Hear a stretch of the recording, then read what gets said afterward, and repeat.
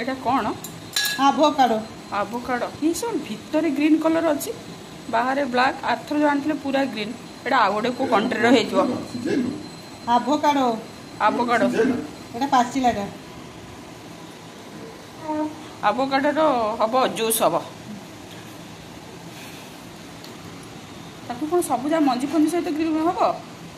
मंजी तो बाहर मंजी बाहर करी हम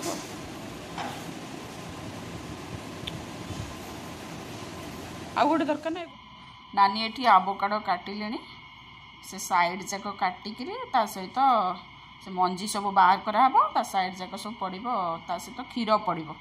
क्षीर पड़की ग्राइंडिंग हम आउ नानी को मुझे पचारुची नानी आर प्राइस केते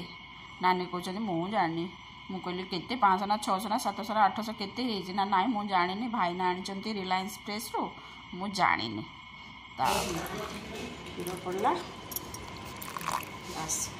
ग्राइंडिंग हम नहीं आ कौन पड़ला आभोकाडो क्षीर चीनी तो सेटा मीठा लगुच देखो स्लाइड कर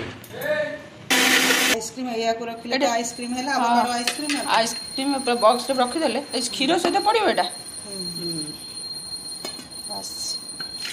क्षीर को आपको मिक्स करदेले आ पानी दिया हम